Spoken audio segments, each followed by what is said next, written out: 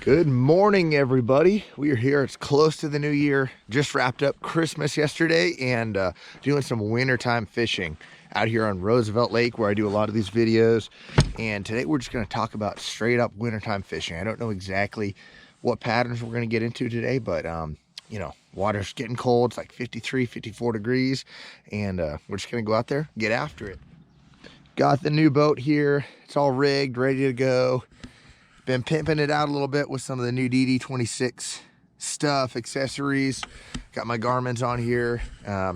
Motor's all broken in, so ready to fish. I got to get it wrapped still. Got some more stuff to do before the season starts, but again, this time of year, a lot of it's just getting out on the water, getting used to the new boat, getting everything, you know, worked in properly, making sure everything works right. So everything's been good so far. Hopefully you guys enjoy the video today. Make sure to like this video, subscribe to the page, and let's see if we can get them.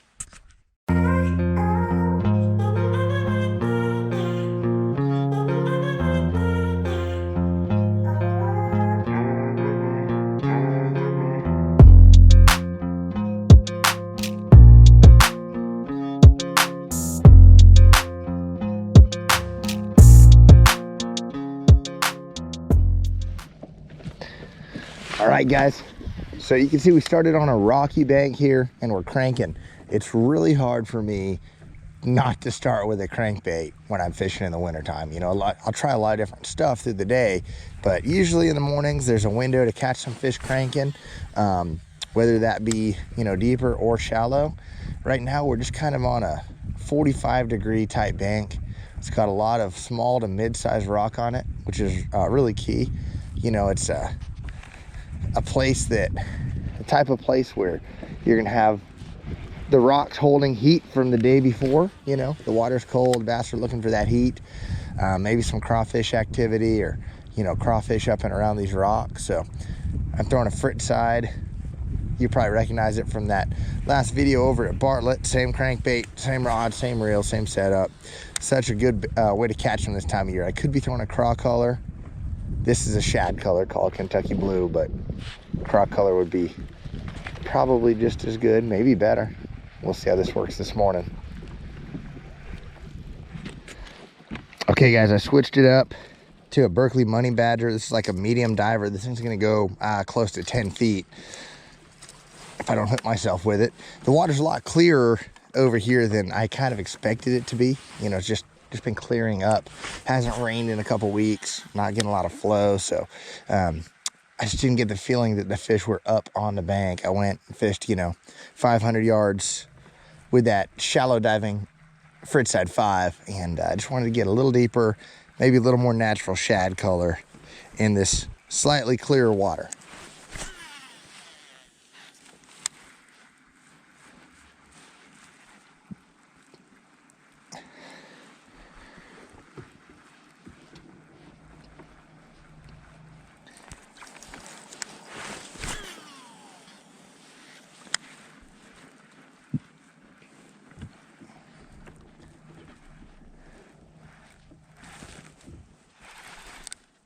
There he is.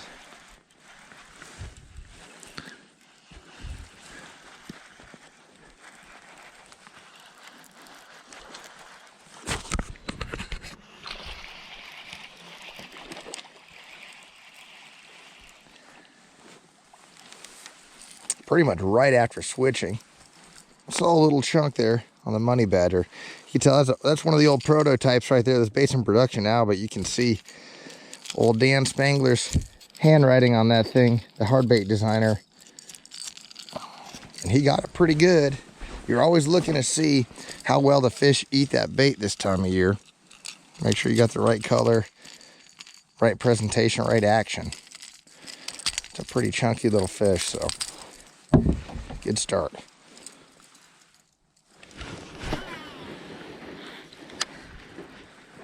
This is a shady little bank here, and even though we're in the wintertime, you know, shade isn't a horrible thing, especially in the mornings. You know, again, it's not like the sun has had time to warm anything up yet. In fact, these rocks facing to the west had the sun on them yesterday. You know, they had the most sun in the warmest part of the day.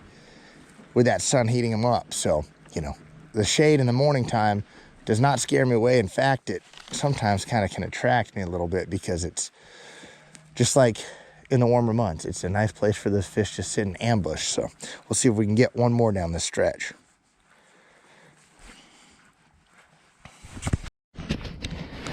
Okay, we are switching it up here, guys. We are going to the ever popular football jig. It's getting to the point where we have to slow down. Reaction has not been on fire this morning, so we're gonna tie us a San Diego knot on this football jig. I've got a 1 ounce jig here, real heavy.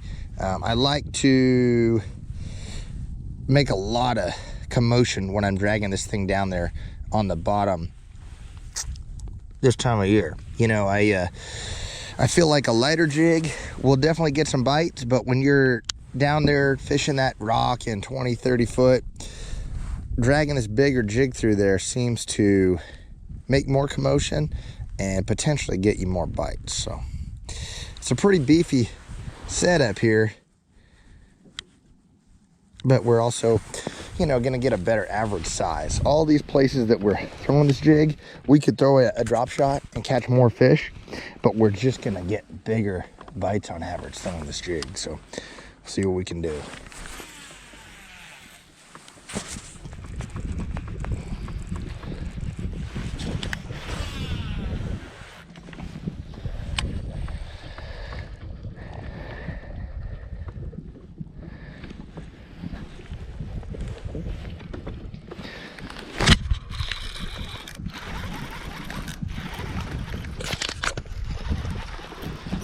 That was pretty quick.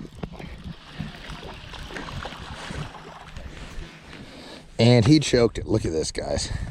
Oh, guess you're not gonna be able to see that. Anyways, there he is. I talked about this on my Instagram before, but you can always check these fish out and look at them after you catch them to see kind of what they've been doing, feel their bellies. You can a lot of times feel those hard crawfish in their bellies. Look in their mouth for those crawfish pinchers. I can feel a couple crawfish in there. Those hard shells really stand out. And when they get to eating that jig good too, that jig bite's so much fun, the way they just pound that thing. I mean, I was at the end of a long cast and I felt thunk. That's pretty fun.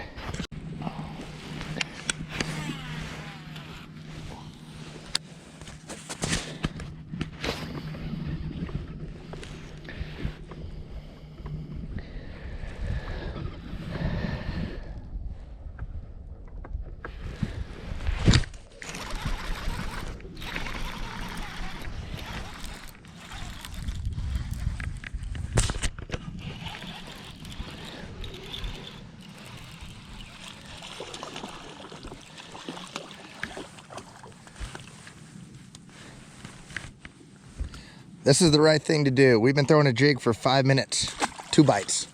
After we threw reaction for over an hour this morning, caught 1 fish. Missed 3 or 4, but today, high pressure, just bluebird. It's gonna be a day to slow down. We got some real weather coming in later in the week. That'll be a time to come out here, throw that jerk bait, crank, spinner bait, a rig, but today is a jig day. I can feel it already. Just to illustrate what we're fishing here, you know, you can see our boat, we're sitting out here 35 feet and we're casting up into, you know, 20 to 25 feet. And you can see the rock right here, the little bumps on the bottom. You can see that real hard bottom with that hard return. And every here and there, you're gonna see fish actually up above this rock. But as long as you're seeing that rock and you're feeling that rock, how many times am I gonna say rock in this video, guys? Let's start counting. Anyways, you got a chance to get bit if you're down in that stuff. So one pretty common question is like, why do you hear so much about football jigs in the wintertime? And you know, we've been talking all morning here about how effective these jigs can be this time of year. It's a slow presentation. Jigs just work well this time of year. But the big thing is, it's the shape of that head. You know, the football design. This right here is one of the new Berkley Fusion 19 football jigs. The shape of that head keeps it from falling down and getting stuck in the cracks and the rocks, basically. You know, if you have a small, like a take a swim jig. It's shaped like a cone. So that's designed to come through grass really well. But if you were to drag that thing down through rocks, it would nestle down into the cracks and get stuck. This thing is designed to stay up on top of those cracks. Of course, it's gonna get hung here and there, but you're getting hung up a lot less. I mean, I'm throwing a 1 ounce head here, and I'm bringing it through some pretty thick rocks, and I've been using the same jig for over an hour. So pretty good, doesn't get hung up too bad. You can see I've got kind of a natural brown craw color. I keep it pretty simple. If the water's fairly clear, I'm throwing a green or a brown.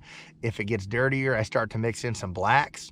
If you got some like real obvious crawfish colors going on, maybe, you notice the crawfish are really orange, something like that, you can always mix that into your jig skirt. Some guys, and I know some really good fishermen that are like really, really specific about matching their jig perfectly to what the crawfish look like. In my experience, I've got enough confidence. If the water's clear and I've got a natural looking jig and it looks like a crawfish in general, I feel like they eat it pretty well. Sometimes you'll be lucky enough to catch a fish that spits one up on your deck and you can say, wow, look at the color. The thing's got some blue in it. That thing's got some orange in it. It's really red. Of course, helps to match. But don't freak out about buying a million different jig colors at first, especially with your football jigs. If you got a few colors that you like, go out and buy a dozen of each of those, because you will lose them over time. And, you always want to make sure if it's tournament day, you've got jigs with good hooks and you're never running out.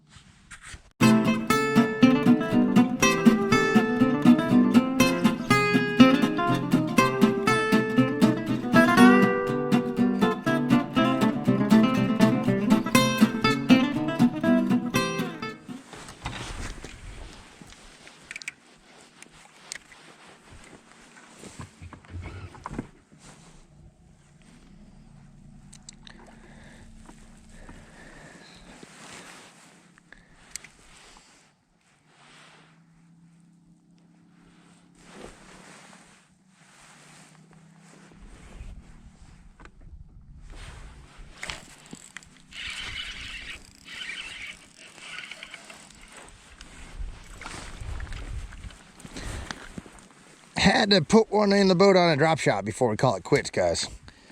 I've been sticking to that jig.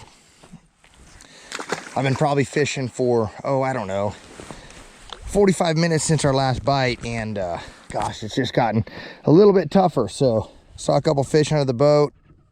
Gotta get one on the drop shot here and there. Well, we are just about ready to pick up my clients for the day. I only got to fish about three and a half hours. My clients are going to be waiting here in about 20 minutes, so I gotta run over to the dock and grab them. But overall, just typical wintertime morning, I guess. Got out here, tried the reaction stuff. We were able to catch one decent little largemouth, on a medium crankbait on that Money Badger. Seemed like in that clear water they didn't want that super shallow running crankbait. Anything less than 5 feet, I just didn't think I was getting down deep enough to the fish. So I wish I would have got out here a little bit earlier in the day, capitalized on that a little bit better. We were just on the tail end of that. Picked up the jig, caught a couple fish on that, ended up missing several more on that thing. Just they just weren't getting that big old jig, and it doesn't mean I would stop throwing it, especially in a tournament situation. The fish I was missing on it were probably not big ones. If a 4 or 5 pounder grabs that thing, they're gonna eat it. But anyways, missed several on that thing, picked up a drop shot, grabbed one more fish, and that's about it. We're headed to pick up these clients. The big takeaway for today, the type of rock I was talking about. Look for the small to mid-sized rocks. Here in the dog days of the winter, it's tough to get bit sometimes. If you come out here and catch a dozen fish in a full day of fishing, that's usually a pretty good day. You can have some great days, you can have some much slower days, but if you're picking up a fish or two every hour this time of year, you're doing okay. You come out here with a little bit lower expectations than you do in the summertime. If I would have had this last 3 or 4 hours of fishing in the middle of the summer or the spring, I'd be pretty bummed. This time of year, it's it's acceptable. So anyways, thanks again, guys, for watching, subscribing, and liking the video, and we will be back at you soon. Thanks.